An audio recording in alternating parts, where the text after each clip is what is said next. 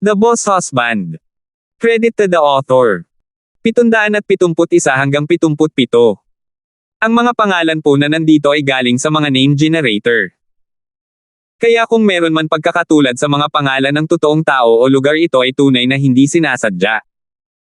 Ang kwentong ito ay rated SPJ. Striktong patnubay sa mga walang jowa. Ito ay bawal din sa bata at matatandang walang asawa. Iniangat ni Justin ang kanyang ulo sa turn of events. Gadamat sumama talaga sila sa pulis. Gaano kalayo ang bumagsak ng lipunan na kahit ang mga tulisan ay nagagawang magpatawag ng pulis? Tandang pananong. Naisip ni Justin. Ngunit kung iisipin, mahirap at inosente man sila, ang pagkulong sa likod ng mga bar ay nangangahulugang isang lugar na matutuluyan at makakain. Awa na sana sa kanila. Mahigpit na iginiit ng nasa katanghaliang gulang na pulis, kung pareho kayong walang ay dadagdag, mangyaring sumama sa akin sa ibaba at pupunta tayo sa istasyon ng pulisya. Ang mga impormante ay naghihintay sa iyo sa ngayon. Biglang may naisip si Justin habang tumatawa siya nang sabihin niya, "Lads, kayo ba ay mga tauhan ni Officer Collins?" Nagkatitigan ng dalawang pulis bago sumagot ang nakatatanda, "Maraming Opisyal Collins ang nasa puwersa." Kung kilala ng lahat si Officer Collins, ano pa ang silbi ng pagtatrabaho? Si Justin ay nahuli sa kawalan. Well, hindi ko naman pwedeng sabihin sa kanila na ako ang manliligaw ni Karina, di ba? Hindi kay Marian at sa kanyang nakakatusok na titig dito. Tandang pananong. Isip niya. Nang makita kung paano nangyari ang insidente, tahimik na binanggit ni Marian, "Okay, enough with the ruckus. Let's go. I'm sure we can get it covered face to face." Walang taktikang sumang-ayon si Justin na may mapait na ngiti. "Oo, ma'am." Habang sila ay sumakay sa sasakyan ng pulis patungo sa istasyon ng pulis, tumawag si Marian sa kanyang personal na abogado at pinatahimik siya sa iba. Tiningnan ni Justin si Marian at sinalubong siya ng isang nakakatusok na titig. Ang gulo niya talaga this time. Sa lahat ng ito, habang iniiwasan ni Marian ang anumang pakikipag-ugnayan sa pulisya dahil aktibong sinusubukan niyang iwasan si Karina. Noon, nang tumawag si Sarah Jones para batiin si Marian, iniwan nitong galit na galit si Marian ng ilang sandali. Ang pagpupulong kay Karina ay hindi maiiwasan. Ngayong papunta na sila sa police station, himala kung hindi sila nagkita. Kung iisipin, hindi pa talaga nagkita sina Justin at Karina kamakailan. Maaaring na-miss niya ito, ngunit hinding-hindi niya aasahan na makakasama niya itong muli sa gayong mga kalagayan. Pagpasok nila sa istasyon ng pulis, naramdaman ni Justin na bumalik siya sa kanyang ancestral home, tanging ang katotohanang nandito si Marian sa pagkakataong ito ay nagdulot sa kanya ng malamig na pawis. Tungkol sa insidente kung saan pinatay ni Justin si Opisyal Lawton bilang bahagi ng kanyang layunin upang ipagtanggol si Melvin Lawton, marami sa mga pulis ang lihim na inilipat sa ibang mga istasyon ng Institute of Defense. Karamihan sa mga pulis dito ay walang kamalay-malay sa mga katatakutan na nangyari sa kanilang presinto. Sa loob ng pangunahing silid opisina, ang tatlong thugs ay lumitaw na pawang inosente at maingay. Nang mapansin ang pagdating ni na Justin at Marian ay tuwang-tuwa sila. "Sir, kailangan niyo po kaming alagaan ang mga kapos-palad. Pumunta kami sa Stonegate para lang maghanap buhay. Itong mayayaman na mag-asawang ito dito ay hindi man lang kami pinabayaan para sa ilang ekstrang sukli, kahit itapon kami sa likod ng mga truck ng basura. Walang halaga ang buhay namin sa kanila." Maging si Marian Lysander ay bahagyang naantig sa kanilang mga salita. Si Justin sa kanyang tabi ay bumulong sa kanyang tainga. "Marian, huwag kang mag-alala, kasalanan ko ito. Aaminin ko ang sarili kong mga pagkakamali." Hinamak ni Marian ang tingin sa kanyang asawa. "Ano pa ba ang masasabi ko tungkol sa iyo? Ang sarili ko lang ang sinisisi ko sa pagtitiwala na kaya mong harapin ang sitwasyong iyon ng may kapanahunan. Kung ako ang mag-isa sa kanila, hindi ko na kailangan na ikaw ang mag-alaga para sa akin, at kung hindi mo ako pinangangalagaan ay hindi na muna natin kailangang pumunta dito." Ang mga salitang ginamit niya ay maaaring walang sisihin kay Justin, ngunit kahit papaano ay hindi rin ito kaaya-aya para sa kanya na marinig. Sa sandaling iyon, isang babaeng opisyal ang lumapit sa kanila. "Kayo ba sina Miss Lysander at Mr. Gibson?" Alam kong pareho kayong may mga nangungunang posisyon sa lipunan, ngunit sa harap ng batas, lahat ay pantay-pantay. Iminumungkahi ko na makipagtulungan ka sa amin mula rito. Halos hindi sila nakahinga ng maluwag ni Marian nang sabihin niya, hindi kami sasagutin ng aking asawa ng anumang mga katanungan sa ngayon. Kami ay mga inosenteng sibilyan at iyon lang ang sasabihin ko sa inyo. Kung naghahanap kayo ng higit pang mga detalye, ang aking abogado ay nasa daan. Hanggang sa panahong iyon, kami ay mananatiling tahimik. Ang babaeng opisyal ay nasa edad 30s. Ang makipag-usap sa kanya sa isang tulad ni Marian sa ganoong paraan ay nabalisa siya. Oh, tingnan mo, kumikilos ng mataas at makapangyarihan. Sige, tumahimik ka, huwag kang magmamakaawa kapag nahuli ka. Pinili ng tatlong tulisan sa kabilang sulok ang okasyon para magdagdag ng panggatong sa apoy. Biglang naaga nito ang atensyon ng buong istasyon. Ang matabang lalaki sa kanto ang pinakadramatiko habang hawak niya ang kamay ng isang pulis at nakiusap, "Sir, ninakaw ng lalaking iyon ang pera ko." Naaalala ko ang eksaktong halaga, $2,425 ito. Kung sa tingin mo ay ginagawa ko ito, maaari mong suriin palagi. Naaalala ko dahil akin ito. Pinandilatan ng babaeng opisyal si Justin bago siya nagpahayag, "Mr. Gibson, kapag dumaan ang iyong abogado mamaya, kailangan kong hilingin sa iyo na ipakita sa akin ang iyong pitaka." Hindi pinansin ni Justin ang kanyang kahilingan habang pinupuntahan niya si Marian, na may maselang tono ay tinanong niya, "Honey, sa tingin mo ba dapat ko itong ipakita sa kanya?" Ang lahat ay tila nawirduhan sa kanyang mga kinikilos, natural na iniisip kong ang isang malaking lalaki na tulad niya ay takot sa kanyang asawa. Gawin mo ang gusto mo. Kailan ka pa humingi ng opinyon ko? Agad na nakaramdam si Marian nang hindi mapakali na ang lahat ng mga mata ay nakatingin sa kanya, habang iniikot niya ang kanyang mga mata sa kanya. Hehe. Mapanuksong ngumiti si Justin. Hindi mahalaga sa akin, kung ano man ang nagpapasaya sa iyo. Pinipigilan ni Marian ang kanyang emosyon. Ang kanyang lalaki ay malinaw na walang paggalang sa puwersa ng pulisya habang siya ay kumilos ng buong amoy at masunurin. Sa sandaling iyon, mula sa malapit na opisina, bumukas ang pinto, at lumabas ang isang lalaki at isang babae. Nakatali at nakaayos ng maayos ang buhok ng babae. Maningning at pink ang labi niya. Ang kanyang tangkad ay walang kapintasang matikas. Walang iba kundi si Karina na kagagaling lang sa long weekend. Tungkol naman sa lalaking iyon na masayang nakikipag-chat sa kanya, mahigit 185 sentimetro ang taas nito, naka-personalized na pasadyang suit. Matalas siya at mabait. Sa asensya, siya ay walang kulang sa magandang hitsura. Orihinal na inaabangan ni Justin ang babaeng hindi pa niya nakikita sa loob ng halos isang buwan, ngunit ngayong nakita niya si Karina na ganito kasaya sa isang diangkop na lalaki, napuno siya ng selos.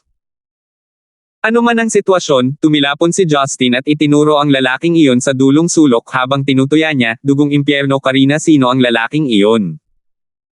Dumagundong ang kanyang boses sa buong departamento ng pulisya habang ang lahat ay tumigil upang tingnan si Justin at ang kanyang napipintong kabiguan. Hindi napigilan ni Maria na itago ang kanyang mukha sa anumang paraan. Pumikit siya at nagdikit ang ngipin. "Nakakahiya, Justin. Ang pagpapakasal sa iyo ay ang pinakamasamang bagay na nararapat sa akin. Kung hindi kita bibigyan ng silent treatment para sa susunod na buwan, I swear hindi na ako hahawak ng glutinous rice balls for the next month." Tandang pananong. Isip niya. Kalaunan ay napagtanto ni Justin na nasa tabi niya si Marian.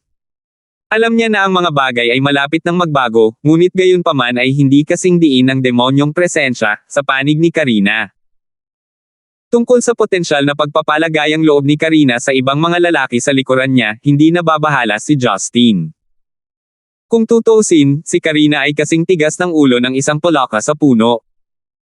Kapag nahanap na niya ang lalaking pinapangarap niya, wala nang iba pang magkukumpara. Kung talagang ginawa niya, walang katapatan ang masasabi sa mundong ito. Nakita ni Karina si Justin at agad nang ngumiti ng husto. Mula nang bumalik siya sa Stonegate, kinailangan niyang harapin ang sunod-sunod na problema mula kay Yellow hanggang sa marami pang mahahalagang kaso. Nagresulta ito sa hindi niya makilala si Justin. Ngunit ngayon habang siya ay lumulukso patungo sa kanya, napansin niya na si Justin ay kasama ni Marian sa kanyang tabi. Agad na namula ang kanyang mukha dahil sa kahihiyan, ngunit hindi nagtagal bago niya inalis sa sarili ang pagkabalisa nang lumapit siya kay Marian upang batiin siya. Marian, hindi ko akalain na makikita kita dito. Ayos na ba ang lahat? Marian, sa kabila ng lahat ng dahilan kung bakit ayaw niyang magsimula ng pakikipag-usap sa isang karibal sa pag-ibig, pinilit niyang idilat ang kanyang mga mata at ngumiti. Well, di ba lahat tayo busy sa sarili nating mga gamit, ngayon nandito tayo kasi parang pinagbibintangan tayo. Karina, kaibigan mo ba itong dalawa? Dumating ang matayog na hunk sa likuran ni Karina, habang nasa likod ang dalawang kamay. Ang kanyang mukha ay mapagmataas at nagbabaga habang nakatingin ng masama kay Justin, bago ang kanyang tingin ay nakatuon sa nakamamanghang Marian. 772. Karina. Okay lang kung hindi mo ako respetuhin. Wala akong pakialam. But how dare you act all lovely-dovey with her in front of me? Tandang pananong. Naikuyom ni Justin ang kanyang mga kamao sa galit. Naintindihan agad ni Karina ang nangyayari. Nang mapansin ang hindi kasiya siyang hitsura sa mukha ni Justin, pinigilan niya ang kanyang pagnanasang tumawa habang itinaas niya ang kanyang mga kamay patungo sa lalaki. Hayaan mong ipakilala ko sa iyo ang aming espesyal na panauhin mula sa International Police Headquarters sa Lyon, France. Siya ang naatasang tumulong sa amin sa mga malalaking kaso. Si Officer Travis Welton ay senior ko rin sa Police Academy. Siya ang pinakabatang Zen-Icon recruit sa nakalipas na dekada o higit pa. Interpol. So wala talaga siya para manligaw sa sisiw ko. I guess I can't fault him, but damn is he hard to get along with. Si Travis Welton ay hindi nagbigay ng pansin kay Justin, ngunit sa halip ay nagpatuloy sa kanyang tanong. Karina, hindi mo pa naipakilala sa akin ang napakagandang babae na ito. Hindi ko siya nakikilala. Taga-akademya ba siya? Syempre hindi, sagot ni Karina. Ito si Marian. Siya ay isang mabuting kaibigan na nakilala ko noong preschool. Ito ay si Justin, ang asawa ni Marian. Tila nagulat si Travis sa paghahayag. Tiningnan niya ng matagal si Justin. Oh, so I presume you're both close friends of Karina. A pleasure to meet you both. I'm mostly based in France and other parts of the world kaya hindi ko masyadong kilala ang mga tao sa loob ng bansa, patawarin mo ako. Kamangha-manghang at kahangahangang kasiya siya sa mata, ang presensya lamang ni Travis ay nag-iwan sa mga opisyal na naruroon upang mawala ng ulirat sa kanya, na marahil ay nagpapanatili sa kanya sa napakataas at kumpiyansang posture. Gayunpaman, hindi nagpakita ng interes si Marian kay Travis. Matapos batiin si Karina, bumalik siya sa pagkakaupo ng tahimik sa sulok. Naiintindihan din ni Justin na halos hindi tinatanggap ang kanyang presensya, sumulyap lang kay Karina bago siya umupo, ngumisi. Napansin ni Karina na nagseselo si Justin, kaya naman ipinagmamalaki niya ito. Kung tutuusin, ipinakita nito na nagmamalasakit siya. Ang kapaligiran ay naging awkwardness na nagudyok kay Karina na bumaling sa kanyang senior at magtanong, ano ang sitwasyon dito? Natulala ang mga nakapaligid na pulis sa biglaang pangyayari. Ngayong alam na nilang personal na kaibigan ng hepe ang mga inaresto nila, nagbago ang kanilang ugali. Binalika ng babaeng opisyal ang buong kwento mula simula hanggang katapusan nang hindi nag-iiwan ng anumang detalye sa usapin. Tungkol naman sa tatlong tulisang pumasok dito para itulak ang kanilang swerte, naiwan silang pinagpapawisan sa kanilang mga upuan. Nang maunawaan ni Karina ang sitwasyon mula sa kwento ng kanyang nasasakupan ay naglakad patungo sa tatlong thug. Aware ba kayong tatlo sa mga kamera na inilagay para mag-monitor sa kalye?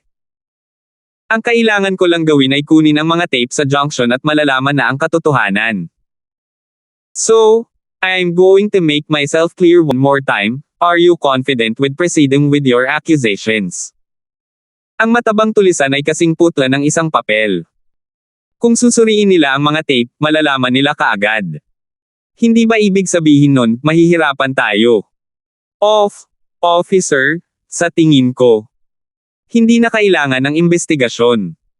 Awkward na ngumiti ang matabang tulisan habang sumusuko. I'm sure you guys are aware that I'm acquainted with these people. But I don't want you to believe that I am biased. If you really do believe there was intrusion to your privacy, please state now. Kung ang mga kakilala ko dito ang may kasalanan talaga, hindi ako papanig sa kanila publicly in a civil establishment. Hindi, okay lang talaga. Pawis na ngayon ang matabang astig na umiiwas ng tingin. Medyo hindi pagkakaunawaan lang sa side natin. Sa sandaling iyon, banayad na ipinahiwatig ni Marian si Justin bago siya bumantong hininga. Ibalik mo sa kanila ang hindi mo dapat kunin. Si Justin ay malinaw na nag-aatubili ngunit gayunpaman ay kumuha ng 400 yuan at pumunta sa taong matabang. Hoy, narito ang iyong pera. Ngayon ay malinaw na tayo. Gulat na gulat pa rin ang tatlong lalaki sa mga nangyari. Nang matanggap na nila ang pera, agad silang tumakbo at lumabas ng police station. Naayos na ang sitwasyon ngunit malayong gaman ang kapaligiran. Napansin ni Justin na ang tingin ni Travis ay patuloy na lumilipat sa paligid ni Marian. Bagamat banayad, gayunpaman ay labis na hindi mapalagay si Justin. Dapat ko na lang ba siyang pasukin ngayong gabi at palihim na putulin siya? Tandang pananong. Muling pumasok sa isipan ni Justin ang masasamang kaisipan. Nakita ni Marian na natapos na ang kaso. Elegant itong tumayo at ngumiti kay Karina. Walang CCTV na nakalagay sa kahabaan ng kalsadang iyon. Sinabi mo lang para eye pressure sila, di ba? Commendat si Karina habang mapaglarong ngumisi. Si Boss Lysander ay may mga mata ng isang agila. Ngunit ang isang hepe ng pulisya na tulad ko ay nangangailangan din ng kaunting talino sa aking dulo, sa tingin mo ba? Nagtawanan ng dalawang babae sa isa't isa. Naibsan nito ang kaunting masamang dugo sa pagitan nila ngunit malayong matapos ang totoong sitwasyon. Ngunit nang ibaling ni Marian ang kanyang tingin kay Justin, agad na nag-init ang kanyang init ng ulo. Kontento ka na ba ngayon? Bakit mo pa kukunin ang pera nila sa una? Tingnan mo kung gaano karaming oras ang nasayang mo. Malapit nang matapos ang pagsusulit ni Sheila. Sheila! Narinig ni Karina ang pagbanggit ng pangalan at agad itong napansin. Ay oo nga pala, ngayon ang unang araw ng entrance exam sa kolehiyo, di ba? Sasanduan mo ba siya? Magtatag din ako. Matagal ko na siyang hindi nakikilala. Buti sana kung mabibigyan ko siya ng suporta. Sa sandaling iyon, si Travis na nasa gilid ay nagpahayag sa kanyang mababang oktano na boses, bueno, malapit ng tanghalian. Maaaring ito ang una nating pagkikita, ngunit sana ay hindi kayo mag-isip kung sabay tayong mag-lunch. Nang marinig ang kanyang interes sa kanilang lunch event, nag-alinlangan sandali si Karina ngunit si Justin ang tumugon. Hoy, hindi tayo ganoon ka-close at wala akong intensyon na ayusin iyon. Bakit hindi mo istorbohin ang ibang tao? Kahit na si Travis ay kalmado at nakolekta. Wala naman akong sinabing gusto kitang makilala. I suggested the lunch kasi ang nag-accommodate sa akin dito sa Stonegate ay si Junior Karina. Since we're collaborating, kahit saan siya magpunta kailangan kong sumunod, not to mention I don't actually know anyone from Stonegate. Sinubukan ni Justin ang lahat ng kanyang makakaya upang iligtas ang mukha ni Karina sa pamamagitan ng hindi pagpapahiya sa kanya sa publiko sa kanyang mapangahas na mga kalokohan. Ngunit walang paraan na hahayaan niya si Travis na sumama ng tahimik. Well, guwapo means nothing if his will is tiny. Tandang pananong. Isip niya. Matapang na humiling si Marian sa isang sandali. Karina, kung makikipagkita tayong lahat kay Sheila, baka pwede mong kunin ang kotse ng senior mo. Sasama ako sa asawa ko, at doon tayo magkikita. Hindi ako masyadong sanay na kasama ang mga taong hindi ko kilala. Nang matapos siya, pinandilatan niya si Justin. Tara na. Si Justin ay naiwang nakatali, habang nakatingin siya kay Karina at muli kay Marian. Walang paraan na papayagan niya si Karina na manatili kay Travis. Sinundan ni Marian ang isang nakakatakot na deklarasyon kay Justin. Are you live with me or not? If you're not up for it, ako na ang magdadrive and you can stay with Karina. Naramdaman ni Justin ang pagtaas ng adrenaline. Mabilis niyang napagtanto na naglalaro siya ng apoy. Hindi alintana kung gaano siya ka-insecure nang lumapit kay Karina ang isang lalaking ganoon ang pamantayan, hindi siya dapat mag-react ng walang taktika sa harap ni Marian, hindi pa banggitin na si Travis ay malinaw na sinusuri siya. Kailangan kong ituwid ang aking mga prioridad. Naalala ni Justin ang kanyang sarili at may bastos na ngiti ay umakyat upang hawakan ang maliit na kamay ni Marian. Oh, bakit ko naman gagawin yun? Hindi kita bibitawan kahit isang segundo. Terena, kailangan nating sunduin si Sheila. Pinandilatan siya ni Marian ngunit gumaan ang loob niya sa kanyang pagsunod. Nakita ng mga opisyal sa gilid ang agarang pagbabago ni Justin sa kanyang reaksyon. Sinimulan nila siyang ikumpara sa isang aso na may tali. Si Justin ay nasa isang mahigpit na lubad. Hindi mahalaga ang iniisip ng iba sa kanya. Kung lahat lang sana ay kasing habag ni Roslyn. Tandang pananong. Naisip niya. Ang pagsasama ng kanyang mga dilag ay maaaring isang kapistahan na pagmasdan, ngunit ang pagsisikap na kailangan upang mapanatili ito ay isang bagay na hinding-hindi mauunawaan ng isang tagamasid. Kung siya ay isang hari mula sa gitnang edad, kahit papaano ang lahat ng mga problemang ito ay haharapin ng ibang tao. Gayunpaman, hindi lang si Justin ang nakaramdam ng sama ng loob at pagtatampo tungkol sa naging sitwasyon. Pinagmasdan ni Karina ang mga pangyayari at naitago lamang niya ang kanyang mga paghihirap at inggit sa loob habang lumalabas siya kasama si Travis. Gayunpaman, si Travis ay nakangiti pa rin, ngunit sa kanyang mga mata ay mga kislap ng pagkalito at hinala. Habang sumakay silang apat sa dalawang magkaibang sasakyan at papunta sa paaralan ni Sheila, malapit na matapos ang unang pagsusulit sa wika. Unti-unting nagsilabasan ang mga estudyante sa venue para makipagkita sa kanilang mga magulang. Sa kabutihang palad para sa kanila, gayunpaman, napagkasunduan nila sa isang medyo malayong lokasyon upang maghintay sa Sheila, kaya siya ang lumabas mula sa karamihan upang salubungin sila. Nakita ni Sheila si Karina sa kanyang buong uniforme ng pulis at nagulat siya. Official Collins. Hindi ko inaasahan na makikita kita dito. Inilibot ni Karina ang kanyang mga mata sa kanyang pagbati habang sinasaway niya, bakit mo ako tinatawag ni Officer Collins? Nanggulo ka na naman ba? Nagpout si Sheila sa kanyang malalaking mata. Sa huli ay pumutok si Karina habang hinahaplos niya ang ilong ni Sheila. Kamusta ang pagsusulit? Humajejek si Sheila habang sumagot, medyo maganda. Noon pa man ay disente ang wika ko. Look at you acting all spog now. Say that again when it's officially over. Si Travis, na orihinal na hindi interesado sa meetup, ay biglang naging interesado nang mapansin niya ang kabataan at maliwanag na si Sheila. Natulala sa kanyang mga katangian, agad siyang nasasabik na makilala siya. Karina, kamag-anak mo ba ang batang babae na ito? Tumawa si Karina habang umiiling. Na, siya ay isang maliit na batang lalaki na palaging gumagawa ng gulo dito at doon. Siya ay napunta sa istasyon ng ilang beses sa nakaraan ngunit siya ay isang mabuting bata. Mabilis na sumulyap si Sheila kay Travis. Siya ay walang alinlangan na nakamamanghang, ngunit ang kanyang nakatanim na pangunawa sa mga estranghero ay humantong sa kanya upang huwag pansinin ang kanyang presensya. Sa halip, inabot niya ang kamay ni Marian habang siya ay tuwang-tuwa. Ate Marian, tere na para mananghalian, nagugutom na ako. Halatang masaya si Marian habang idinagdag niya, mula sa ngiti mong iyon, sa palagay ko ay nagawa mo ng mabuti. Ano ang nasa isip mo? Ngayon ang iyong maswerteng araw. Hindi itinanggi ni Sheila ang pagkakataon, alam na alam nito na magdudulot ito ng pagkabalisa kay Marian. Kaya naman, nakangiti siyang sumagot, I wanna have Korean barbecue, you both up for it? Sa kabila ng karamihan sa pagpapalaki ni Sheila dito sa Zenica, hindi pa rin nawawala ang kanyang panlasa sa mga Korean delicacy. Nakangiting tumango si Marian, habang nakatingin siya kay Justin. Ihahatid mo kami. Awkward na ngumiti si Justin. Buntong hininga. Bakit ang bata ang magdedesisyon kung ano ang kakainin natin?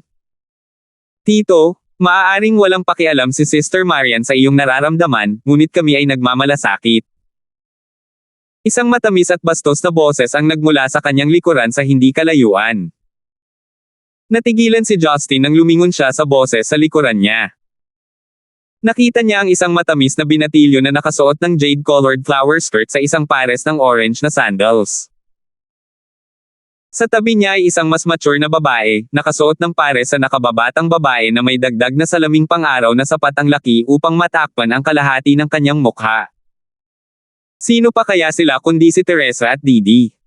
773. Hindi isang sorpresa para kay Justin na makilala si Didi dahil siya ay masyadong nakaupo para sa pagsusulit. Ang biglaang pagsulpot ng mag-inang mag-ina ay medyo nagulat kay Travis. Hindi niya maintindihan ang swerte ni Justin sa mga babae. Si Marian sa kanyang muling pagkikita kasama si Teresa ay nanatiling kalmado at tahimik. Si Karina ang naguguluhan sa sitwasyon. Pagkatapos ng lahat, alam din niya ang relasyon ni Teresa at Justin. Dahil nandito naman tayong lahat, bakit hindi tayo sabay-sabay na mananghalian? Si Teresa ay dumiretso sa punto. Bahagyang kumunat ang noo ni Marian. Kung si Teresa lang, tatanggihan na sana niya ang kanyang proposal simula pa lang. Nadama ni Marian na ang agwat ng edad sa pagitan ni Teresa at Justin ay naging dahilan upang hindi siya matitiis ng grupo. Gayunpaman, naroon din si Didi. Ang babaeng iyon ay ikakasal sa kalaunan kay Oscar, na magiging biyenan ni Marian. Mahalaga para sa kanya na maiwasan ang hindi kinakailangang mga salungatan. Pagkatapos ng maingat na pagsasaalang-alang, tumango siya bilang pagsang-ayon. Nagalit si Travis sa panunood lang sa gilid nang bigla siyang pumunta sa harapan at sinabing, mukhang party dito, sa palagay ko ay sasali rin kami ni Yainer. Habang nagsasalita ay nagnanakaw siya ng mga sulyap kay Teresa, umaasang mas malapitan niyang tingnan ang ilalim ng napakalaking shade na iyon. Si Teresa, gayunpaman, ay mabilis na sumalungat sa paniwala habang siya ay nagsalita, sino ka? Ito ay isang bagay sa pagitan ng malalapit na kakilala. Si Travis ay natulala sa kanyang agarang pagtanggi. Hindi niya kailanman aasahan na ang isang lalaki sa kanyang pamantayan at napakagandang kagwapuhan ay magkukulang sa anumang anyo ng pribilehiyo sa mata ng mga babae. Ngunit sumagot pa rin siya ng isang mapagpakumbabang ngiti, nako, nakalimutan kong magpakilala. Travis ang pangalan ko at nagtatrabaho ako sa Interpol. Senior ako noon ni Karina sa Police Academy. Bumalik ako sa Stonegate mula sa France para makipag-collaborate sa junior ko dito sa isang international case. Sorry kung nagulat kita. Travis. Naiwan si Teresa na nagmumuni-muni. Ikaw ay mula sa Welton clan ng Central City. Namangha si Travis sa pagbanggit ng kanyang angkan habang siya ay nakatayong may pagmamalaki habang nakataas ang kanyang baba. Well, nagulat ako sa isang kaibig-ibig na babae tulad ng alam mo ang aking background. Ginugugol ko ang halos lahat ng oras ko sa ibang bansa at ito ay ganap na totoo na bihira akong makilala ang sinuman sa bansa. Tama ka. Ang aking ama ay si Welton Bacan. Nakikita ko. Anak ka ni Minister Welton mula sa Security Bureau. Patawarin mo ako sa aking kamangmangan. Si Teresa ay nagbigay ng isang mahinang ngiti habang siya ay humingi ng tawad. Masayang iwinagayway ni Travis ang kanyang kamay. Apology accepted. After all, medyo malayo pa ako sa pagiging ama ko. Samantala, si Justin na sumusunod sa kanilang pag-uusap ay biglang bumulong, mukhang ministro ang tatay mo. Kaya't kumilos ka ng buong kataasan at makapangyarihan. Kumunat ang noo ni Travis. Mr. Gibson, hindi ko alam kung ano ang ipinahihiwatig mo dito. Ako, si Travis, ay umasa sa sarili kong pagsisikap at pagpupursige na maging isa sa 3 opisyal ng Zen-Iken Interpol na naroroon sa kasalukuyan. Hindi naging bahagi nito ang aking ama.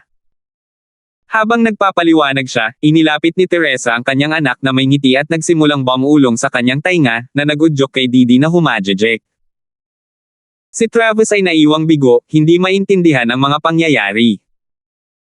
Si Marian, sa kabilang banda, ay ganap na walang pakialam sa maliit na usapan habang nakahawak siya sa balikat ni Justin. Itigil ang pagpapaliban, kailangan nating dalhin si Sheila para sa tanghalian sa lalong madaling panahon. Kailangan niya ng oras upang magpahinga bago ang kanyang susunod na math paper. Opo, nakuha ko po, ma'am. Hindi na maglalakas loob si Justin na mag-antala pa nang tumakbo siya papunta sa kotse at nag-lock sa pinakamalapit na disenteng Korean na kainan. Ngumisi si Didi bilang tugon. Sister Lysander, mayroon kang paraan sa pag-amo ng asawa. Tingnan mo kung gaano siya kasunurin. Magalang na ngumiti si Marian sa kanyang kalahating papuri bago siya nagtanong, pareho ba kayong sumasakay sa aming sasakyan? Ako na ang magdadrive sa kanya. Tumugon si Teresa bilang kapalit ng kanyang anak. Karina, sasama ka ba sa amin? Natural na gustong sumama ni Karina ngunit nag-alinlangan siya nang mapansin niya ang agitated na hitsura sa mukha ni Travis. Nagpasya siyang tanggihan ang round na ito. Sa susunod, kailangan kong manatili sa aking senior. Hindi pinansin ni Teresa si Travis, sa halip ay tumango kay Karina nang nakangiti.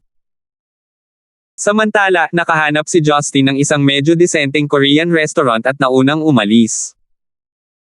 Si Teresa na sakay ng kanyang itim na Land Rover, ay sumunod ng malapit sa pag-alis ng dalawang sasakyan sa abot tanaw. Ang mga pabago-bagong kaganapan ay naging parang miniserye. Inakala ni Travis na kapag natukoy ni Teresa kung sino talaga siya, ang mga tao ay hindi makapagsalita. Kailanman ay hindi niya inaasahan na ang kanyang pahayag ay hindi lamang mapapansin, kundi pati na rin kinukutya. Nakatayo sa kanyang pwesto ang ekspresyon ng mukha ni Travis ay kasing labo ng tubig sa latian. Karina, sino ang bestie mo? Paano siya magiging ganito kawalang galang sa isang taong kakakilala niya lang? Ikaw ang naglabas ng iyong background para lang patunayan ang isang punto sa unang lugar. Plus it's your damn idea to tag along for a meal with people who almost knows you. Tandang pananong. Karina rumbled in her head but keep it all from materializing given his seniority. Kaya sa halip ay blanco siyang sumagot, Senior, siya ang kasalukuyang CEO ng Yellow International. Para sa isa pa, ang pangalan niya ay Teresa. Ang CEO ng Yellow International. Halatang namangha si Travis ngunit mabilis niyang pinigilan ang kanyang emosyon. Sa palagay ko sa isa kapitalistang lipunan ang mayayaman ay maaaring maglakad-lakad lamang sa pagkislap ng kanilang kayamanan tulad ng isang korona. Sino ang nagmamalasakit sa isang babaeng negosyante pa rin? Ngunit si Teresa, parang narinig ko na siya dati.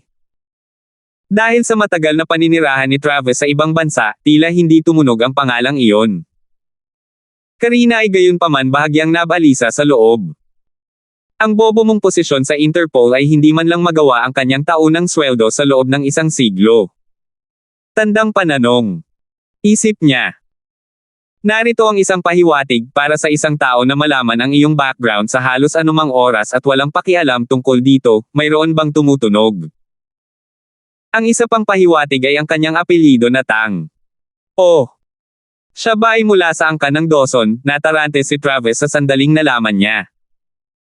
Paf! Isang miyembro lang ng 4 na dominanteng angkan ang iniwan ka nitong hysterical. Kung sinabi ko sa iyo na ang kasuklam-suklam na tao ay mula sa angkan ng Yang, malamang na mamatay ka sa pagkabigla. Tandang pananong. Ang pag-iisip ay pumasok sa ulo ni Karina, ngunit sa labas, mahinahon siyang tumango bilang pagsang-ayon. Ngunit sa huli ay nagpasya si Karina na huwag ilantad si Justin. Senior, trabaho muna. Kumain tayo ng mabilis at magsimula. Si Travis ay naiwan sa malamig na pawis mula sa paghahayag ngunit piniling talikuran ang lahat ng mga problema sa mga babaeng iyon habang siya ay matigas na tumawa. Sige, talagang tama ka. Terena. Samantala, makalipas ang halos 1/4 ng 1 oras, huminto si Justin sa isang Korean na kainan. Pumili sila ng mesa sa tabi ng bintana at pinaghiwalay ang kanilang mga sarili sa dalawang hanay. Nagsimulang bumuhos ang ulan sa labas, tumalsik sa bubong ng restaurant. Sa kabuuan, ito ay isang nakaka-relax at masayang mood. Sina Sheila at Didi ang pangunahing panauhin ng karangalan, na natural na nag-iwan sa kanila sa paggawa ng mga order. Si Didi ay isang foodie sa lahat ng oras, habang si Sheila ay natural sa Korean cuisine. Hindi nagtagal at napalamuti ang kanilang mesa ng iba't ibang masasarap na pagkain.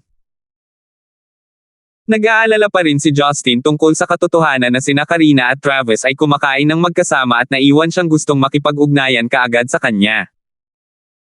Pero sa huli, kailangan niyang pigilan ang lahat sa takot na magalit ang dalawang babae sa kanyang tabi. Kailangan kong tawagan si Karina, babalik muna ako, para lang masigurado na walang ginawang hindi nararapat ang bastard na iyon.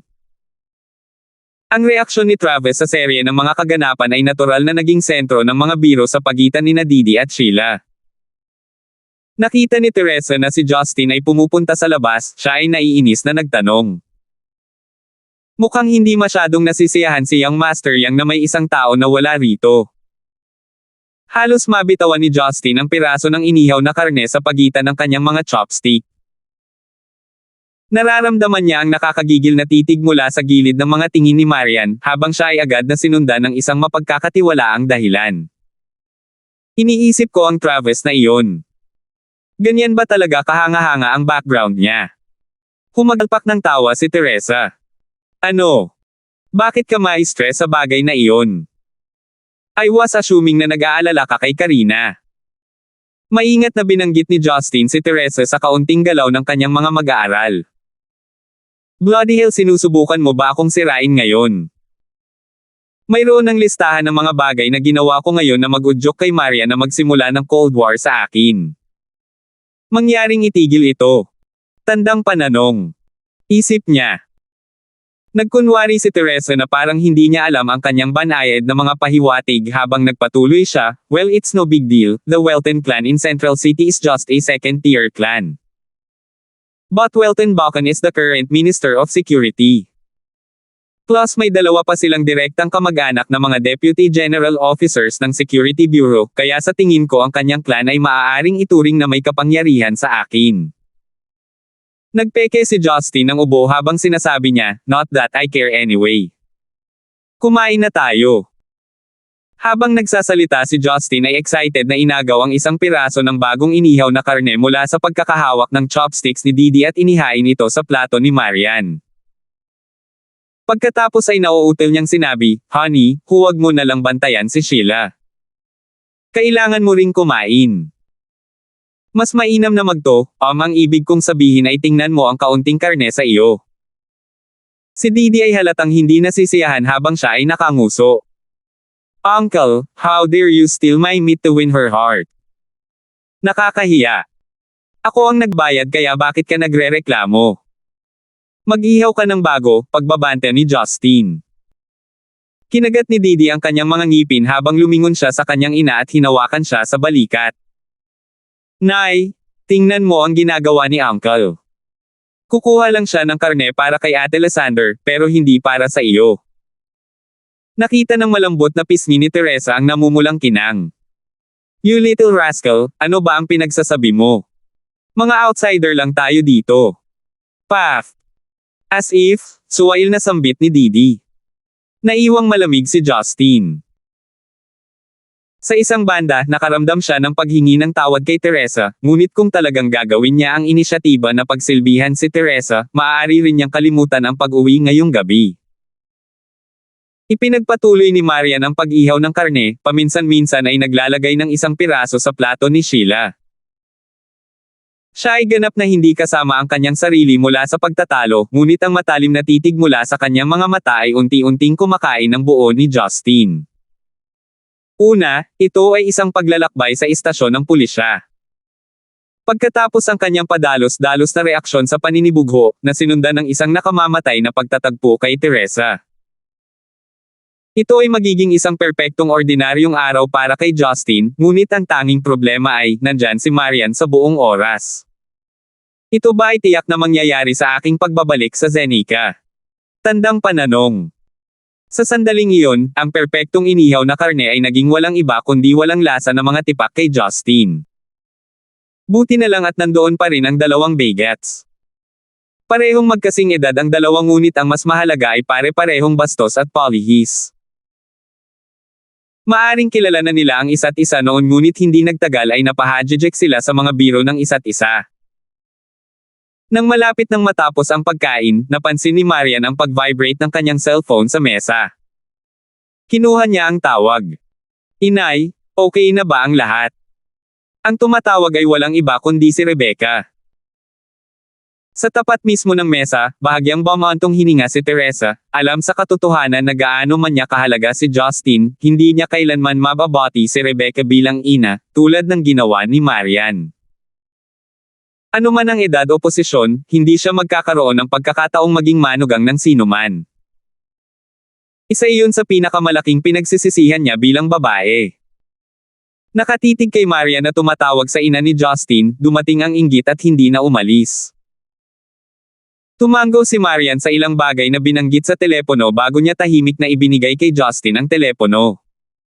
Gusto kang makausap ni nanay. 774. Hinawakan ni Justin ang telepono. Nay, ano pong importanteng kailangan niyong sabihin sa akin ngayon? Si Rebecca sa pamamagitan ng telepono ay parang pinipigilan ang kanyang galit habang nagsasalita, sabihin mo sa akin ng totoo anak, ano ang ginawa mo kay Talia? Talia. Paano siya? Napakunot ang noo ni Justin sa pagkalito.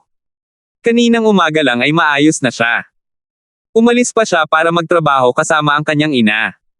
Bakit mo ba ako tinatanong? Kung hindi lang dahil kailangan kong umalis ng bahay para mag-grocery, hindi ko malalaman na nakatayo siya sa harap ng gate namin na basang-basa ng ulan simula kaninang umaga. Tinanong ko siya kung ano ang nag-udyok sa kanya para gawin iyon ngunit ang sabi niya ay naghihintay siya sa iyong pagbabalik. Ano nga ba ang ginawa mo sa kawawang batang iyon? Si Rebecca ay galit na galit at hindi mapakali. Ang kamay ni Justin ay nagsimulang manginig ng walang malay. Ang unang pagkalito ay agad na pinalamig habang siya ay nagpakawala ng isang nakakapanlulumong buntong hininga. Sige, naiintindihan ko. Hindi ako lubos na sigurado, pero babalik ako ngayon. Ibinaba ni Justin ang telepono at ibinalik ito kay Marian bago siya nagdeklara. Ako na ang magdadala ng sasakyan pa uwi. Kapag kayo ay tapos na, tumawag ng isang tao na susando sa inyo o sundan ang sasakyan ni Teresa. Nakatitig mismo kay Justin na naghahanda na umalis, tumayo si Marian at kumapit sa balikat ni Justin. Anong nangyayari?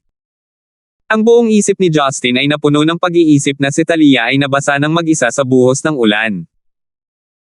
Iniwan siya nito sa isang nabalisa na estado na nagudyok sa kanya upang hindi na magbigay ng karagdagang paliwanag.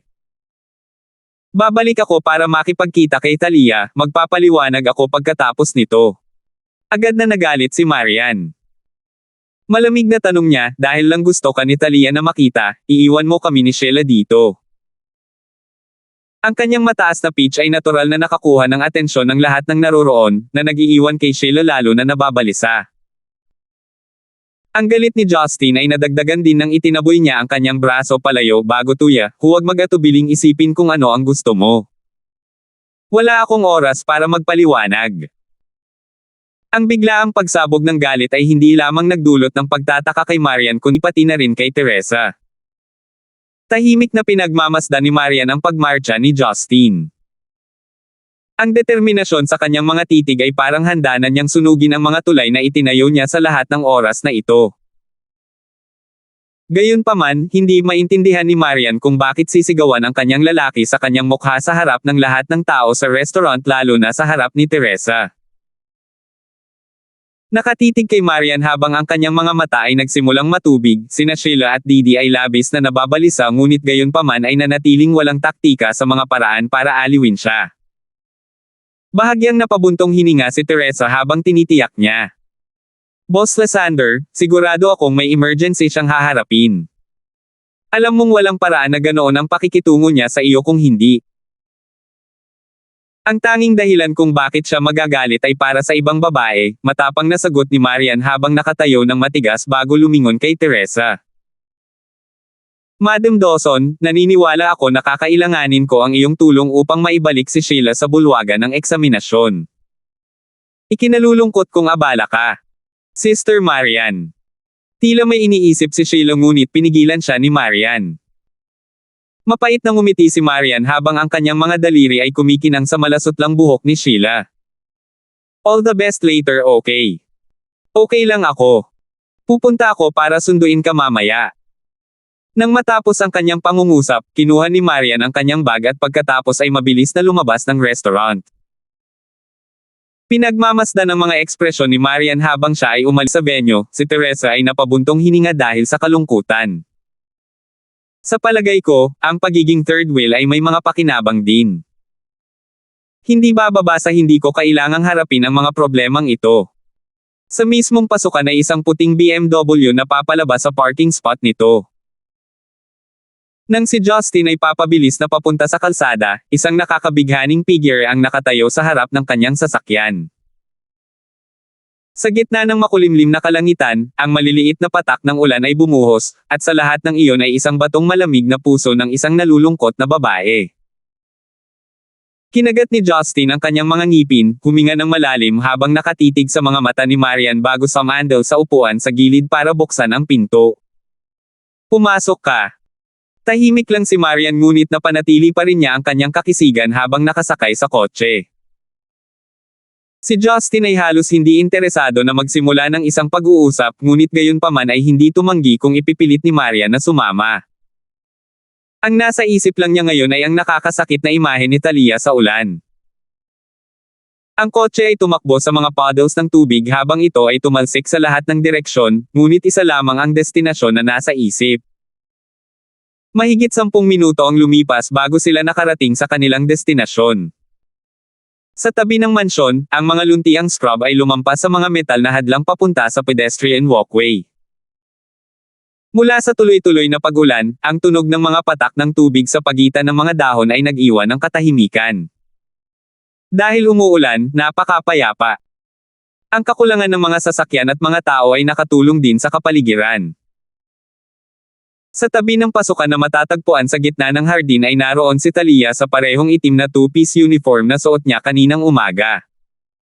Nakatayo siya sa mismong lugar na parang estatwa. Mula sa malakas na buhos ng ulan sa buong umaga, basang-basa ang kanyang buhok at nakasabit sa buong katawan. Ipinaray sa kanyang magulo na buhok, ang kanyang makeup ay nagpakita ng isang hindi organisado at malungkot na babae. Ang kanyang damit ay basang-basa sa tubig, nakakapit sa kanyang katawan. Si Talia ay walang pakialam sa buong karanasan, na walang emosyon. Sa tapat ni Talia nakatayo si Rebecca na may dalang napakalaking payong. Tumulo ang luha sa kanyang pisngi na may simpatiya sa dalaga. Nang malaman niya na si Talia ay basang-basa sa ilalim ng ulan sa paghihintay kay Justin, sinubukan niya ang lahat ng kanyang makakaya para dalhin siya sa loob. Ngunit ang kanyang mga pagsisikap ay walang kabuluhan dahil ang batang babae ay tumanggi na lumipat mula sa lugar. Ang kanyang pagpupursage ay imposibleng madaig ni Rebecca, na nag-iwan sa kanya ng tanging opsyon na tumakbo sa loob ng bahay para makipag-ugnayan kay Justin. Ngunit hindi sinagot ni Justin ang mga tawag, kaya wala siyang pagpipilian kundi tawagan si Marian sa halip. Matapos ang galit na pag-uyam kay Justin na bumalik kaagad, agad siyang tumakbo pabalik upang protektahan si Talia mula sa ulan. Kahit na basang-basa si Talia sa kanyang kaibuturan, maaaring medyo napabuti nito ang mga bagay para sa kanya.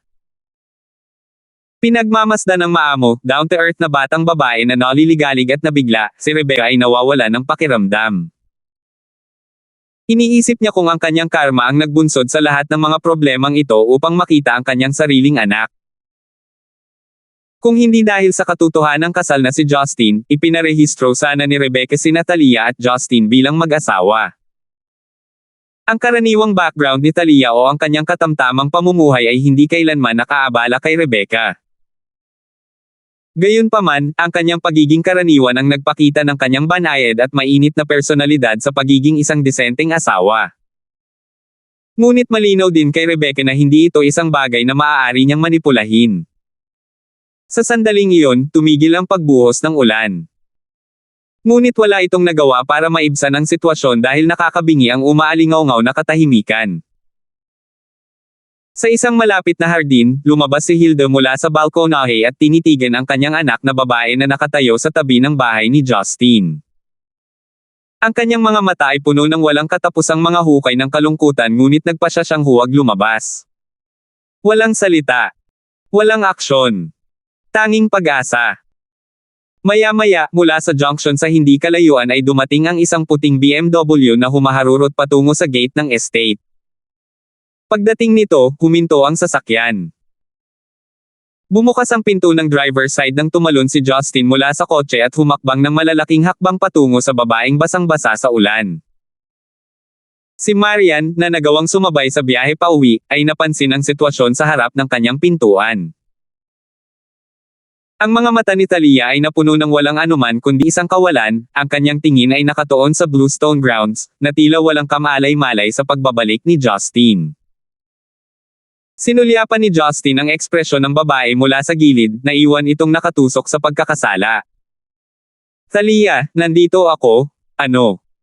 Nabulunan siya sa mga sinabi niya. Hindi lang may ayos ni Justin ang kanyang mga iniisip sa mga salita ng Kal-Iwan.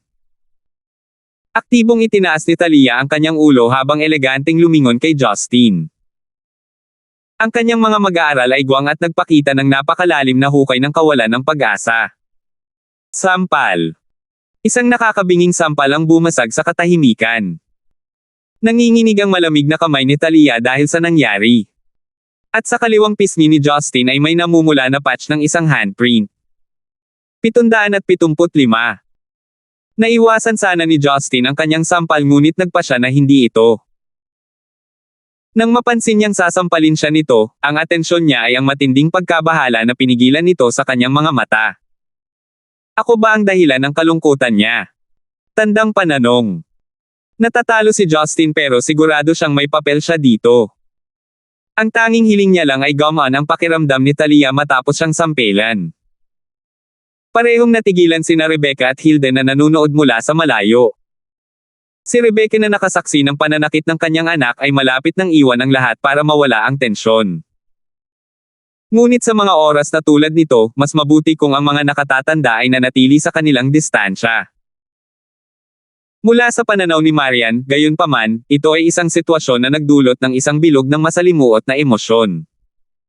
Huminga ng lalim si Justin. Bumabuti na ba ang pakiramdam mo ngayon, gusto mo bang? Wak! Bago pa siya makatapos, isang sunod-sunod na sampal ang bumungad sa kanya sa kabila. Ramdam ni Justin ang nag-aalab na sensasyon mula sa sumunod na paghampas ng babaeng mahal niya. Pinilit niyang i-minimize ang defense mechanism niya para lang hindi niya ito masaktan bilang kapalit. Kung tutuusin, ginagawa lang niya ito para mailabas ang kanyang galit. Iyon ang dahilan kung bakit talagang naramdaman ni Justin ang sakit. Ngunit kahit na noon, ang paglaban ng katawan ni Justin ay higit pa sa anumang pangangailangan para sa depensa, na naging dahilan upang mamula at manhid ang kamay ni Talia. Nakakunot ang noo ni Justin habang nakatingin sa nanginginig niyang mga kamay, na nag-udyok sa kanya na ulong, masakit siguro iyon, hindi ba? Nasasaktan. Ang sakit sa pusong naramdaman ko ay nahati ang kaluluwa ko sa kalahati. Parang sinasakal ang bituka ko at nabali ang mga buto ko. Bakit masakit pa? Malamig na tanong ni Talia. Nagtanong si Justin, Talia, bakit naghihintay sa akin sa ulan? Ano ang gusto mong sabihin na hindi mo na lang masasabi sa akin kapag bumalik ako? Nakagat ni Talia ang kanyang labi habang pinipigilan ang kanyang mga luha. Nag-crack ang boses niya sa paghikbi. Meron akong. Kanina pa kita hinahanap, sinusubukan kitang kontakan. Alam mo ba kung gaano ako nagsikap? Anong ibig mong sabihin? Nalito si Justin. Itigil mo na ang pagpapanggap. Isang mapait na ngiti ang pinakawalan ni Talia. Fine, I'll explain. My mother told you that we would never make it and that's why you want to stay away from me, tama ba? Kaya pala iniiwasan mo ako. Iwasan kita. Kailan ko ba sinabing iiwasan kita? Nawala nang masabi si Justin. Pinandilatan siya ni Talia. Wala ka nang masabi. Naalala mo yung gabing tinawagan kita at sinigaw mo ang buong pangalan ko. Ang brutal. Parang kausap ko ang isang estranghero. Alam mo ba kung gaano kasakit ang naramdaman ko? Hindi ako makasagot kahit isang salita. Buong gabi akong nag-aalala tungkol sa maaaring mangyari. Ilang oras na akong sinubukang tawagan ka ngunit ayaw mong tawagan. Ito ay. Si Justin, na puno ng paghihirap, ay sinubukang ipaliwanag ang kanyang sarili. Ito ay dahil. Naiintindihan ko. Pinutol ni Talia ang kanyang paliwanag. Pumunta ka sa US, di ba? Mag-isa sa Amerika, hindi na ako mahalaga, kasi nakakainis lang ako sa'yo. Kasi I mean absolutely nothing to you, di ba? Habang nakikinig sa mga salita ni Talia, lumingon si Rebecca sa likuran at sumulyap kay Hilde sa isang sulok. Si Justin naman ay pilit na ngumiti. Talia, nagkakamali ka. Nagkamali. Ang paningin ni Talia ay muling lumabo dahil sa kanyang mga luha. Sana ako nga. Kaninang umaga, huminto ka na sana para magpaliwanag, pero mas pinili mong itaboy. Anong bahagi niya ng hindi pagkakaunawaan? Kung hindi ako tumayo sa tapat ng gate mo sa ilalim ng buhos ng ulan, hahanapin mo pa ba ako? Ikaw. Tingnan mo, hayaan mo akong magpaliwanag, ako. Og. Sumasakit ang ulo ni Justin dahil hindi siya sigurado kung saan magsisimula, habang nakahawak siya sa isang kumpol ng kanyang buhok. Hindi niya akalain na naging ganito kalawak ang hindi pagkakaunawaan sa pagitan nila. Nang gabing iyon ay dahil nakaramdam siya ng sama ng loob sa mga kamakailang insidente, binilisan niya ang pag-uusap nila Talia. Ngunit nang maglaon dahil sa insidente sa Pasipiko, wala siyang pagpipilian kundi isantabi iyon hanggang ngayon. Ang hindi niya inaasahan ay ang panandaliang kapabayaan sa kanyang panig ay haantong sa hindi na mapananauli na pinsala at pagdurusa kay Talia. Hindi pa banggitin ang peking aksidente sa sasakyan kaninang umaga kasama sina Marian at Sheila, na naging dahilan upang hindi siya tumigil upang makipag-chat sa kanya. At iyon ay hindi sinasadyang naging breaking point ng buong conflict. Ang hindi napagtanto ni Justin ay, sa pagitan ng kanyang relasyon kay Talia, ang mga insecurities na naramdaman niya ay malinaw na nauna sa kanya. Nakita ni Talia ang pagkadismaya ni Justin habang sinusubukang gumawa ng mga dahilan na nagpasigla sa kanyang paghihirap at kalungkutan. Ibig bang sabihin, never meant to be my decision to make ang relasyon natin? Dahil lang sa iginiit ng nanay ko, hindi ka man lang nag-abalang isaalang-alang ang naisip ko. Na hindi ka man lang maglaan ng pagkakataon para sabihin ko ang iniisip ko. Alam kong hindi mo ako asawa at hinding-hindi ako magiging. Isa lang akong hamak na manliligaw sa tabi, pero naisip mo ba talagang ipinanganak ako sa mundong ito para lang hilingin kong maging manliligaw ng iba? Alam ko, hindi ako tulad ni Marian. Hindi ako kasing ganda, mayaman, o generous sa leadership. Isa lang akong empleyado na nagtatrabaho sa ilalim ng kanyang malawak na koleksyon ng mga ari-arian. Alam kong mahirap at mababang loob ang pamilya ko. Pero, dahil lang sa mas mababa ako sa asawa mo, ibig sabihin ba nun ay mali na piliin ko ang lalaking mamahalin ko? Habang siya ay nagngangalit at nagtatampo, si Justin ay nakatayo pa rin sa parehong posisyon na kanyang pinasukan, hindi mabigkas ng tama ang kanyang mga salita. Ang buong katawan niya ay parang sinusunog siya ng buhay. Si Marian, na medyo malayo, ay ibinaba ang kanyang ulo sa malalim na pag-iisip sa sitwasyon. Pinatuyo ni Talia ang gilid ng kanyang mga mata habang siya ay nagpakawala ng malaking buntong hininga. Tama ang lahat. Nahulog ako sa lalaking hindi dapat. Mula sa araw na pinili kong ipagtapat ang aking pag-ibig sa iyo, napag-isipan ko na ito. Dahil alam ko, wala akong mapapala dito kundi ang pag-ibig, kaya hindi ko inisip kung ano ang iniisip ng iba tungkol sa akin. Ito ay isang desisyon na hindi ko kinwestiyon o pinagsisihan. You know what? That moment na pumayag ka na tanggapin ako, yun ang pinaka-joke na naramdaman ko sa buong buhay ko. Kaya kung isakripisyo ang lahat para lang makasama ka. Kahit paminsan-minsan lang kitang makausap, makipagkita, kumain ng magkasama, o mag-shopping date, wala akong pakialam. Kahit na hindi ko na kayang harapin si Marian tulad ng dati kong matuwid na tao, kahit na ako ang satanic, malabog na third wheel sa pagitan ng kasal na ito, ni minsan ay hindi ko pinagsisihan ito. Naisip ko kasi, basta alam ko na gusto mo rin ako, yun lang talaga ang kailangan ko. Hanggang sa puntong ito, gayunpaman, ngumisi si Talia habang umiiling. Ang hindi ko lubos maisip ay, noong naisipan kong iwan ka para sa kapakanan ni nanay, napakapilit mong makasama ako. Pero bakit nagbago ang lahat pagkatapos lang ng ilang araw? At sa parehong eksaktong dahilan, iniiwan mo ako. Bakit kailangan mo akong bigyan ng maling pag-asa? Hindi na matiis ni Justin na pakinggan pa iyon. Bawat salita niya ay parang kutsilyong tumatagos sa puso niya. Nagdilim ang kanyang mga mata habang tila tumigil sa pagtibok ang kanyang puso. Thalia, hindi ito ang tila. Hayaan mo akong tapusin. Giit ni Thalia na may nakakapasong tingin. Justin, the moment I chose to walk with you, I had choose to lose my pride and self-worth. Tinalikuran ko na ang wish ko na magkaroon ng pamilya. Pero, kung talagang pabigat ang tingin mo sa akin at pipiliin mo akong iwan, well fine. Mas mabuti na rin siguro para sa ating dalawa. I guess I'll have to accept that. Ngunit sa halip, pinili mong iwasan ako at hindi man lang ako pinaupo na parang isang lalaki at sabihin sa akin ng harapan. Kahit na may mag-abandona sa isang tuta o kuting, gagawin nila ito sa kanilang sariling mga kamay. 776. Napabuntong hininga si Justin, tinitigan ng babae na emosyonal na natalo. Hindi niya maiwasang mapangiti sa takbo ng sitwasyon.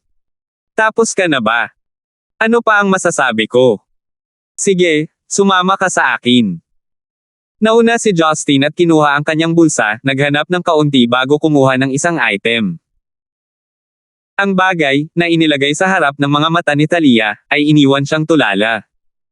Ito ay kahit sa ilalim ng mahinang liwanag, ang biswal na sensasyon na dulot ng alahas sa kanyang kamay ay nakakalaglag ng pangaupang sabihin ang hindi bababasa. Ang napakalaking pink na singsing na brilyante ay nakakabighani mula sa bawat anggulong kumikinang. Bawat perpektong putol na tuktok at may kintab na gilid ay kitang-kita sa liwanag. Naka-encrust sa loob ng exterior ng pinong platinum na katawan ng singsing ay ilang malapit na nakaayos na maliliit na diamante na nakakalat sa buong singsing. Sa mga kamay ni Justin, tila isang pirasong ninakaw mula sa isang fairy tale. Natural na iyon ang 5-carat roselyn pink diamond ring mula sa auction na dinaluhan niya sa Amerika. Ang pinaghirapan ni Zhu Zijing na makuha lamang ay hindi nagtagumpay, na natural na pinanatili ito sa pag-aari ni Justin. Ang mga babae ay may inbuilt instinct patungo sa makintab na mga bagay, na hindi maarok ng mga lalaking species. Walang exception si Thalia. Gayon din si Marian mula sa malayo. Kahit na nakita niya ang lahat ng uri ng alahas, hindi nito nabawasan ang pagkagutom niya rito. Nakuha pa nito ang atensyon ng dalawang matatandang sina Rebecca at Hilda. Sa kanyang titig na nakatutok sa sobrang pink na singsing na brilyante, sa wakas ay humupan na ang mga luha ni Thalia. At pinalitan ito ay isang gutom at pinanibik na tingin. Hindi dahil gold digger ang babae, ngunit ang pagkahilig niya sa mas magagandang bagay sa buhay ang napalitan ng lungkot na nandoon noon. Ito ang pangunahing dahilan kung bakit binabaan kita noong isang araw at umalis sa Amerika, nakangiting pahayag ni Justin. Pinag-isipan ito ni Justin. Kailangan niyang eyegloss ang bahagi kung saan nakipag-away siya kay Poseidon sa Pacific at tinamaan ng Thunderbolt's heavenly lightning. It wasn't the fact that it was a secret pero hindi siya sigurado kung ang pagpapaliwanag ng lahat ngayon ay magandang ideya. Bukod dito, maaaring mukhang masyadong dramatic para sa kanya na kumbinsido. Ang isang puting kasinungalingan na may ilang mga pagbabago sa kwento ay pinakamainam sa ngayon. Inalis ni Thalia ang kanyang tingin mula sa nakakaakit na singsing na brilyante nang lumingon siya sa kanya. Ano ang gusto mong sabihin? Matapang na tumugon si Justin, noong gabing iyon nang sinagot ko ang iyong tawag, talagang pinanghinaan ako ng loob sa mga salita ni Auntie. Ngunit mahal kong Thalia, habang wala ako sa magandang mood ng gabing iyon, tiyak na hindi ako sumuko sa amin. Bakit ako? Talaga? Nakita ni Thalia ang isang kislap ng pag-asa. Ginagarantiya ko ito. Ngumisi si Justin. At sa sandaling iyon, sinabi sa akin ni Christine sa US ang tungkol sa isang emergency, kaya naman kailangan kong umalis ng biglaan. Ipinaliwanag niya na magkakaroon ng auction sa Beverly Hills sa Los Angeles. Iniisip niya kung interesado ba ako sa kanilang mahalagang pag-aari. Naintriga ako nang makita ang singsing mula sa isang larawang ipinadala ni Christine, kaya agad kong kinuha ang panalong flight. Dahil sa pagmamadali, iniwan ko ang aking telepono sa bahay at walang ingat na hindi nasagot ang iyong mga tawag. Si Christine ang tumawag pauwi upang makipag-ugnayan kay Marian at sa iba pa sa bahay. Hindi ko alam na iisipin mo na sinadya kong iwasan ka. Isa itong matinding hindi pagkakaunawaan na hindi ko napapansin sa lahat ng ito. Tinitiyak ko sa iyo na gusto kong magpaliwanag sa iyo. Nag-aalinlangan si Talia sa kanyang pagsasalaysay, ngunit tiningnan niyang mabuti ang kumikinang na singsing na brilyante sa kamay ni Justin at nagpasya na siya ay inosente. Talaga bang? Nagsasabi ka ng totoo. Hindi dahil galit ka sa akin, kundi dahil umalis ka papuntang Amerika para magbid para sa ring. Tumugon si Justin na may bahagyang pagkabalisa. Hindi ka ba kumbinsido? Fine, itutuloy ko na ang nangyari kaninang umaga.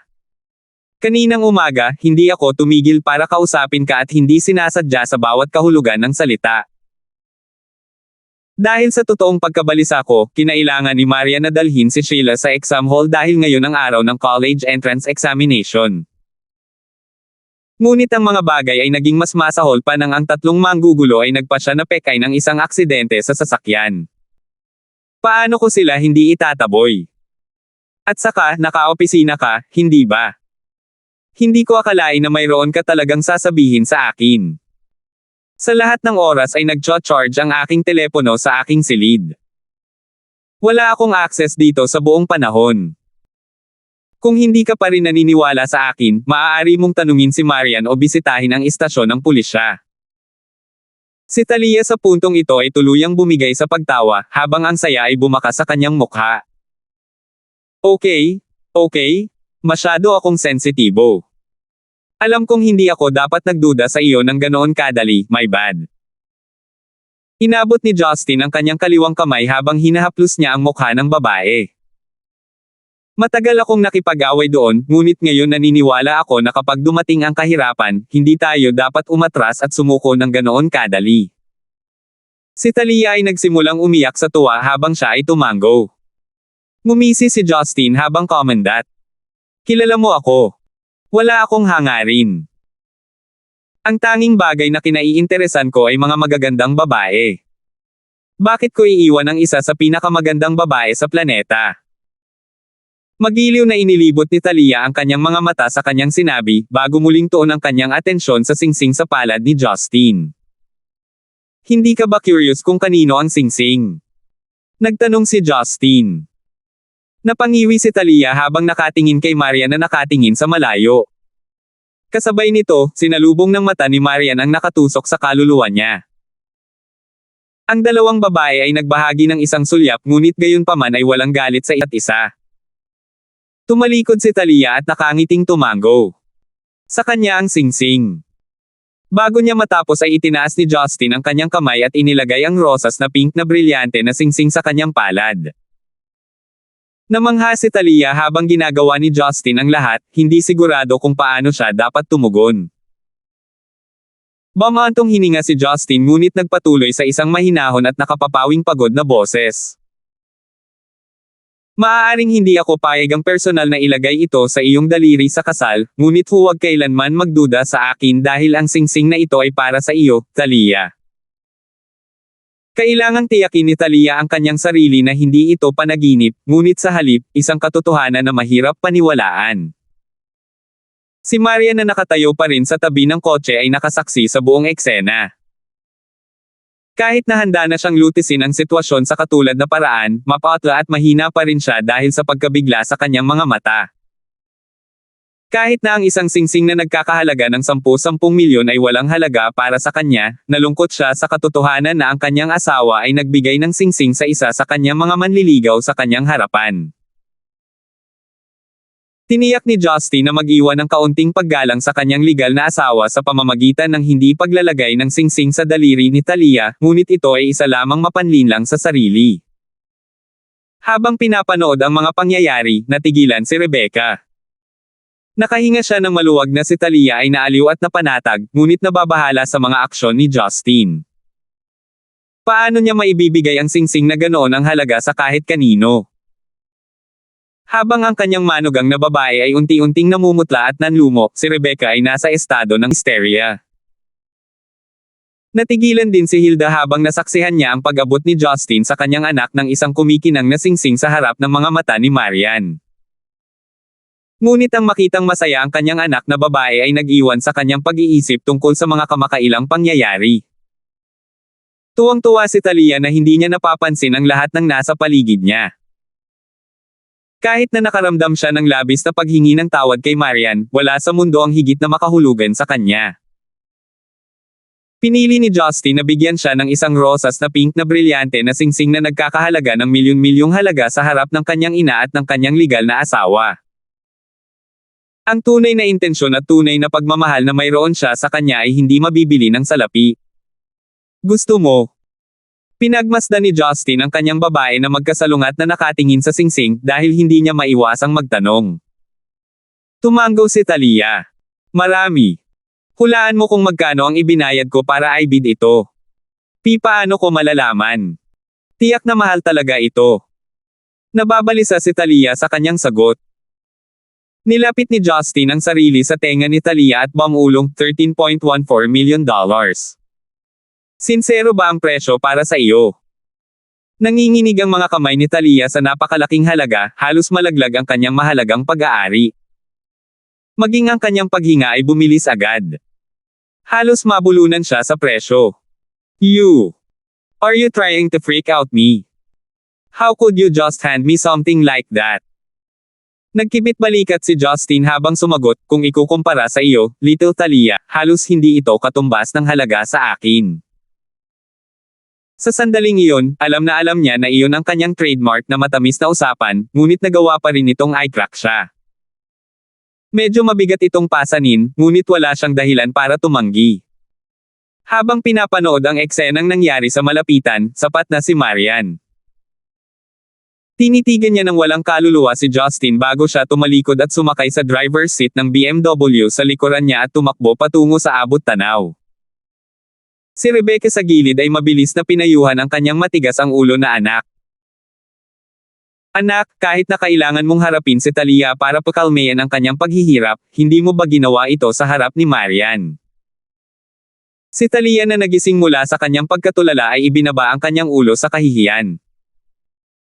Pinatuyo ni Justin ang malamig na pawis sa kanyang noo habang siya ay mapait na ngumiti. Nay, hindi mo na kailangang ipaalala sa akin. Ngunit may ilang mga bagay na kailangang ilabas sa lalong madaling panahon. Kailangang sabihin na hindi ako susuko kay Talia. Ang nasaksihan ni Marian ngayon ay kailangan. Dahil lang sa pinili mong kumapit, magiging maayos ang lahat. Isang malamig at mahigpit na boses ang umalangaw-ngaw mula sa tarangkahan ng kalapit na bahay. Si Hilda ang nagsalita habang naglalakad palapit kay Justin. 777. Kinabahan si Talia nang makita niyang naka-cross arm si Hilda sa kanila. Kinagat niya ang kanyang labi sa takot ngunit baka sa kanyang mga mata ang katatagan. Ngumiti si Justin ng buong pagmamalaki at bumaling upang sabihin, Tita, alam kong hindi magiging maayos ang ating kinabukasan. Gayunpaman, sana ay magtiwala ka sa akin. Magtiwala na mapapanatili kong masaya si Talia sa natitirang bahagi ng kanyang buhay. Habang buhay niya. Hey! Sobrang sama ng loob ni Boss Lysander kaya umalis siya. Iyan ba ang ideya mo na ayusin ito? Malamig na ngumiti si Hilda. Sa tingin mo ba ayaw kong maging masaya kayong magkasama? Isa akong outsider dito. Sa lahat ng tao, alam ko ang hirap ng buhay. The closer you, the more trouble you attract. Not just for you, but for the people around you. Isipin mo na lang ang future. Nanay. Biglang umiyak si Talia. Tumingin siya sa kanyang ina na puno ng luha ang mga mata. Kung bibitaw ako ngayon, alam kong hindi na ako magkakaroon ng hinaharap. Parang huminto ang oras. Ang mga mata ni Hilda ay kumikislap sa gulat. Nakatayo siya sa nakatuwang katahimikan. Napailing din si Justin ngunit hindi nagtagal ay naramdaman niyang parang may mali kay Talia. Nilinggan lang niya ang mga talukap nito na dahan-daang nagsasara, nang bumagsak ang katawan nito sa kanya. Talia. Siya ay sumigaw habang sina Rebecca at Hilda ay natigilan sa gulat. Nanghina si Talia kaya hindi siya nakasagot. Parang inaabutan siya ng oras niya sa ulan. Nang pumikit ang kanyang mga mata, nahimete siya sa katawan ni Justin. Thalia. Nang makita ito ni Hilda, agad niyang hinawakan ang kanyang kamay at nakalimutan ang nangyari noon. Si Rebecca ay nakatayo sa gilid na may 1,000,000 bagay na tumatakbo sa kanyang ulo. Nakakaawa siyang napabuntong hininga. Buntong hininga, Hilda, maging mahinahon. Siguradong mahina talaga si Thalia ngayon. Pagkatapos ng kalahating araw sa ulan, malamang na nilalamig siya. Dalhin mo siya at painitin siya. Ito ang gumising kay Hilda. Malakas siyang tumango. Napuno ng guilt si Justin ngunit nakaramdam siya ng pagpukaw sa kanyang emosyon. Binuhat niya ang babaeng walang malay at humakbang papasok ng bahay. Sa puntong ito, wala nang ibang pakialam si Hilda. Hinayaan niyang dalhin siya ni Justin. Sa pagtingin sa ekspresyon ni Justin, naramdaman ni Hilda ang panginginig ng kanyang puso. Ang binata ay isang mabangis na hayop na pinipigilan ang kanyang galit. Bagamat hindi ito nagsasalita, ramdam niya ang pagbuhos ng kanyang emosyon sa kapaligiran. Sa unang pagkakataon, nasaksihan ni Hilda ang nakakatakot na aura ni Justin. Pagpasok nila, binuhat ni Justin si Thalia sa itaas sa kanyang silid. Dahil maagang umalis si Roslyn noong umagang iyon, medyo tahimik ang bahay. Nang makita niyang binuhat niya ang kanyang anak sa silid, nagmamadaling idinagdag ni Hilda, hindi pa ang silid. Pumunta ka sa banyo. Habarin ko ang kanyang basang damit, at maglalagay ng tuyo. Hindi siya nakinig sa kanya. Dinala niya si Thalia diretso sa kanyang silid na may isang intensyon lamang sa isip. Kumunat ang noo ni Hilda. Justin, alam kong galit ka pero hindi ito ang oras para magtantrum. Kung matutulog siya ng basang damit, lalala lang ang lagnat niya. Tahimik pa rin si Justin. Pagkapasok niya sa kwarto ay bigla niyang niluwagan ang kanyang mga kamay. Napasigaw si Hilda, iniisip na hinagis lang ni Justin ang kanyang anak. Gayunpaman, ang sumunod na eksena ay nagdulot ng kanyang panga. Hindi nahulog si Thalia pagkatapos bitawan ni Justin, bagkus ay marahan siyang nakabitin sa hangin na parang may hindi nakikitang puwersa na humawak sa kanya. Kamukha ito ng mga magic trick na isinagawa sa telebisyon. Namuhay si Hilda sa halos buong buhay niya sa isang nayon sa kabundukan kaya wala siyang gaanong pakikipag-ugnayan sa labas ng mundo. Ang kanyang simpleng pag-iisip ay humahadlang sa kanyang paniniwalang posible pa nga ang ganitong bagay. Hindi niya pinansin ang gulat na ekspresyon nito, winawagayway lamang ang isang braso sa itaas ng katawan ni Thalia. Ang kanyang mga mata ay puno ng pagmamahal at pag-aalaga. Nagulat si Hilda, nakita niya ang tubig na sumangga mula sa basang damit ni Thalia. Sa isang kisap mata, natuyo na siya na parang hindi nangyari ang episode kaninang umaga. Nang mag-evaporate na ang lahat ng tubig ay inabot ni Justin ang mga takong ng babae bago siya inihiga sa malambot na kama. Pagkatapos ay ginamit niya ang kanyang fleece blanket para ihiga siya sa kama. Ikaw? Nauutal na sabi ni Hilda. Kung hindi niya personal na kilala si Justin, tumakbo na sana siya dahil sa takot. Sa kanyang mga mata, ang ginawa niya ay walang kulang sa kathang-isip. Hindi nagtagal ang madilim niyang ekspresyon ay napalitan ng pag-aalala. I'll explain later. First, I need to regulate her body conditions.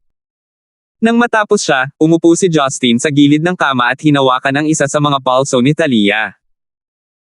Pinapatatag niya ang enerhiya sa kanyang katawan habang inaalis ang anumang hindi gustong nalalabi sa loob. Siyempre, ito ay isang bagay na hindi maintindihan ni Hilda. Nakita niya ang pagkulay ng mukha ng kanyang anak sa loob ng ilang segundo nang hawakan siya nito. Maging ang kanyang malalim na nakakunot na mga kilay ay lumuwag na parang nagpapahinga ng masaya. Nang matapos ay ibinaba niya ang kamay niya. Pag-abot upang haplasan ang kanyang mukha, ang kanyang bibig ay pumulupot sa isang mahinang ngiti. Lumingon si Justin kay Hilda. Tita, alam ko na baka natakot ka sa ginawa ko, pero please relax, I have nothing but the best intentions for you and your daughter. Lumunok si Hilda, sinusubukan niyang pakalmayan ang sarili.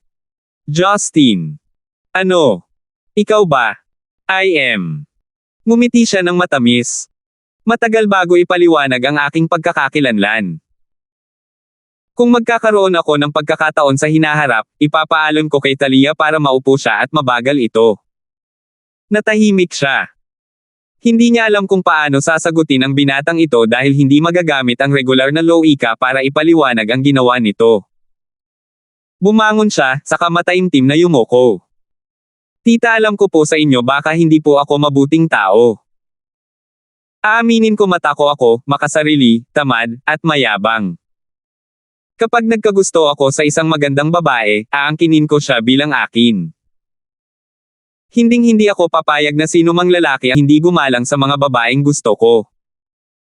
Papatay ako sa sikat ng araw para protektahan ang mga mahal ko. Hindi ko hihiwalayan ang aking asawa para kay Talia, at hindi ko iiwanan ang aking pamilya at kasal para sa ibang mga babae. Kaya't hindi ko mabibigyan si Talia ng kumpletong kasal kahit na isang katayuan. Masasabi mong matigas ang ulo ko. Totoo iyon.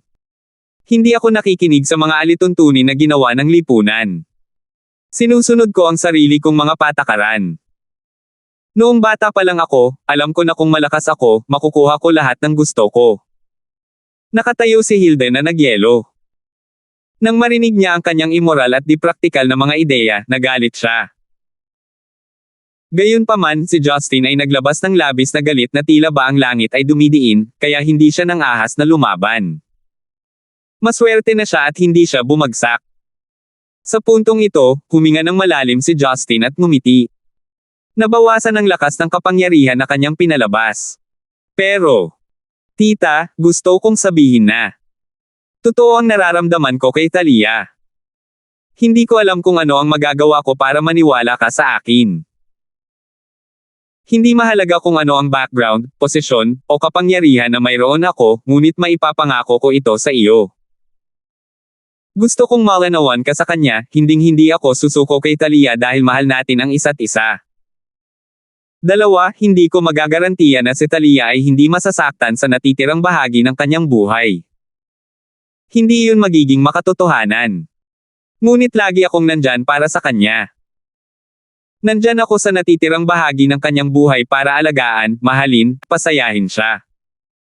Hinding-hindi ko siya pababayaan hanggang sa araw na mamatay ako. Salamat po at sinamahan ninyo ako. Ingat lagi mga master.